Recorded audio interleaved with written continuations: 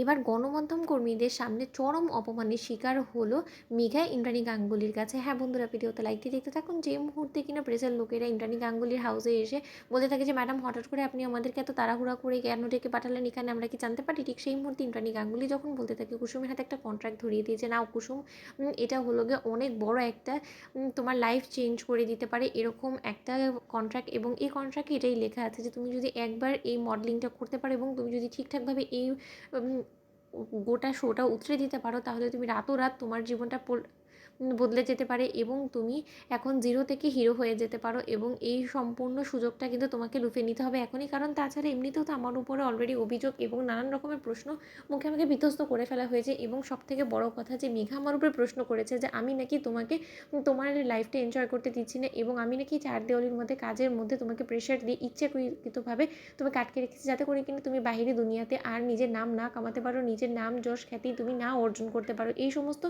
মন্তব্য যখন আমাকে নিয়ে করাই হয়েছে, এবং একবার যখন এরকম একটা সন্দেহ মেঘার মনের মধ্যে বাসা বেঁধেই ফেলেছে, তাহলে আমি আপনাদের সকলকে সাক্ষী রেখে আমি এই কন্ট্রাক্টটা কুসুমের হাতে তুলে দিতে চাই। এবং কুসুম, তোমাকে আমি আরও একটা কথা জানিয়ে দিতে চাই, এই কন্ট্রাক্টটা তুমি সাইন করবে বুঝে শুনে করো, কারণ এই গোটা র্যাম্প ওয়াকটা কিন্তু বাইরের দেশে হবে এবং তোমাকে এর জন্য অ্যাব্রড যেতে হবে, এবং সেখানে যাওয়ার জন্য আমি সম্পূর্ণরূপে তোমাকে ছুটি দিতে রাজি আছি। কিন্তু তার শর্ত এবার তোমাকে বেছে নিতে হবে যে তুমি কাজটাকে নিজের প্রাধান্য দেবে বেশি, নাকি তুমি তোমার ক্যারিয়ারের উপরে বেশি ফোকাস করবে। সম্পূর্ণরূপে এটা তোমার সিদ্ধান্ত, যা সিদ্ধান্ত নিবে আমি সেটাই মাথা পেতে নেবো, এবং সেটা সম্পূর্ণরূপে তোমার একা নিতে হবে। এই সিদ্ধান্তটা কি মেঘে এবার তো ঠিক আছে, তাই না? কারণ আমি তো ওর উপরে চাপ সৃষ্টি করে রেখেছি বিধে ও আমার ভয় কখনো খুলে ওর মনের কথাগুলো বলতে পারে না, ওর সকালগুলো পূরণ করতে পারে না। এটাই তো তুমি আমার এগেনস্ট অভিযোগ এনেছো, তাই না?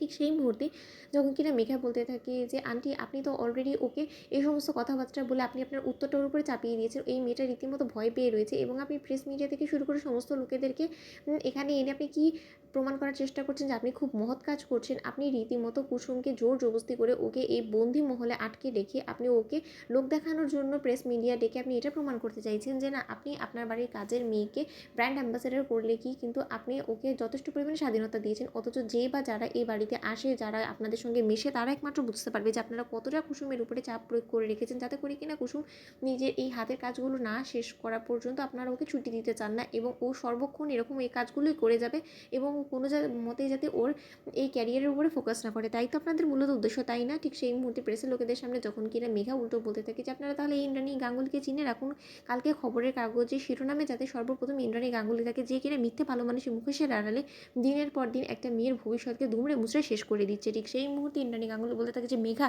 তোমার স্পর্ধা তো কম না, তুমি কোন সাহসে আমার উপর আঙুল তুলো বলো তো? তুমি আমাকে কতদিন ধরেই বা চেনো বলো তো? বন্ধুরা লাইক এবং শেয়ার করে সাবস্ক্রাইব করতে ভুলো না।